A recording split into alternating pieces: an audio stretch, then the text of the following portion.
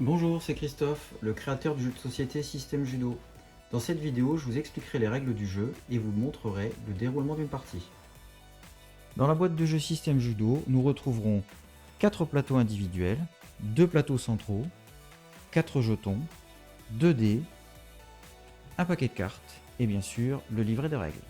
Pour la mise en place du jeu, chaque joueur disposera d'un plateau, d'un jeton, de 3 cartes retournées. Attention, si l'on joue à 2, seulement 2 cartes. Des 2 plateaux centraux, de la pioche, des cartes Shido, d'un espace pour la défausse et des 2 dés. But du jeu: soyez le premier à construire un système d'attaque judo complet, composé d'un Tokiwaza, une technique favorite, d'une technique sur l'arrière, de 2 techniques avant, de 2 familles différentes, d'une technique dans une autre direction, ceci pour le Nagewaza, et d'un renversement et d'un Osaikomi pour le Newaza. Le premier qui complète son système remporte la partie. Règles du jeu et déroulement de la partie. Dans Système Judo, c'est le moins gradé qui démarre. Pour commencer à jouer, je dois obtenir Hajime en lançant le dé. Hajime, je peux retourner ma carte. Mon Kumikata est installé. Hajime, je peux commencer à jouer. Si j'avais obtenu Mate, j'aurais dû attendre un tour de jeu pour pouvoir relancer le dé. À chaque tour de jeu, je dois piocher une carte. Je peux attaquer sur mon système d'attaque, défendre sur les systèmes d'attaque des adversaires ou défausser une carte. À la fin de mon tour, il ne devra me rester que 3 cartes en main. Je décide de construire sur mon système d'attaque. Je commence par un Tokiwaza. Tayotoshi, renversement par le corps. Plus tard, lorsque mon tour de jeu reviendra, je repiocherai. Si je décide à nouveau de construire sur mon système, je pourrai placer une technique dans une autre direction. Dehashi Barai, balayage du pied avancé. Lors d'un autre tour de jeu, je peux évidemment continuer à construire sur mon système d'attaque, mais je peux aussi perturber le système d'attaque de mes adversaires. Ils devront être en position Hajime et avoir déjà placé des cartes autour de leur système. Dans ce cas, je peux prendre une carte symbolisée par le symbole Mate, entourée d'un cadre rouge, et placer blocage de l'attaque sur le système d'un adversaire. Mate. Il devra relancer le dé Hajime lors de son tour de jeu, et plus tard dans la partie, devra aussi compléter à nouveau cet espace. Attention néanmoins, lorsque je défends, je ne construis rien sur mon système d'attaque. Je suis passif. J'ai exercé simplement une défense sur un adversaire. La passivité peut être sanctionnée en judo. Je dois lancer le dé Shido. Ouf, pas de Shido.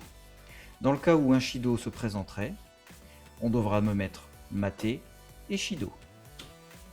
Au bout de 3 Shido,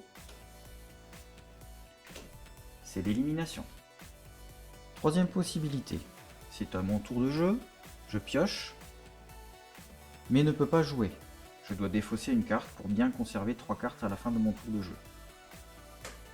Malheureusement, j'ai été passif, je n'ai rien construit sur mon système d'attaque.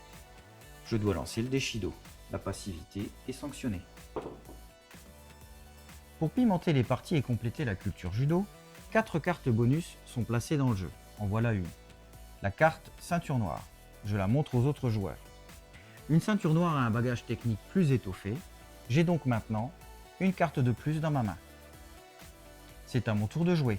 Je pioche une carte, place une carte sur mon jeu, Tsurikomi Goshi.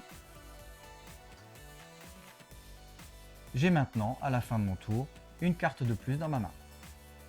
Les 3 autres cartes sont à découvrir dans la règle du jeu. Lorsqu'on place une carte, il est intéressant d'annoncer le nom de la technique, en japonais bien sûr, mais aussi sa traduction. Sur chaque carte, on retrouvera des informations essentielles. Le nom de la technique et sa traduction, la famille de la technique et sa traduction, une illustration de la technique, les directions principales dans lesquelles la technique peut être réalisée, et l'orientation de la chute.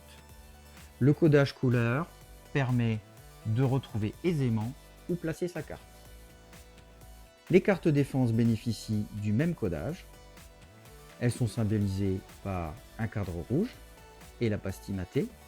Et on retrouve les couleurs et les symboles qui permettent de retrouver où les placer sur les systèmes d'attaque adverses. La fin de la partie approche. Je tire une carte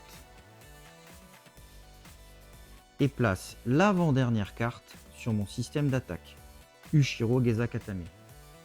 J'ai un gros avantage, je suis presque arrivé au bout de mon système d'attaque. J'annonce aux autres joueurs Wazari.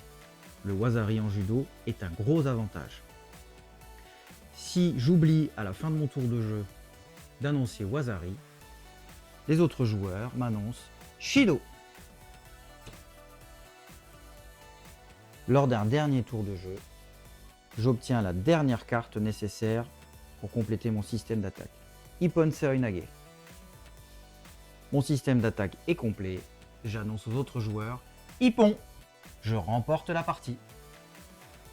Quelques autres règles et subtilités sont à découvrir dans les règles du jeu, comme par exemple l'utilisation du Gonozen sur le Deshido, c'est-à-dire le contre après une défense.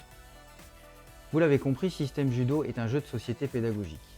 Il permet de comprendre le principe d'adaptation, fondateur du judo, de revoir des éléments techniques, ou même de les découvrir, et de côtoyer la culture judo.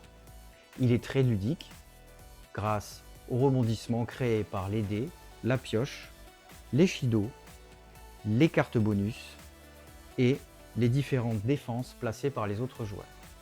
Alors, êtes-vous prêt pour une partie de Système Judo? Voulez-vous être le maître du tatami?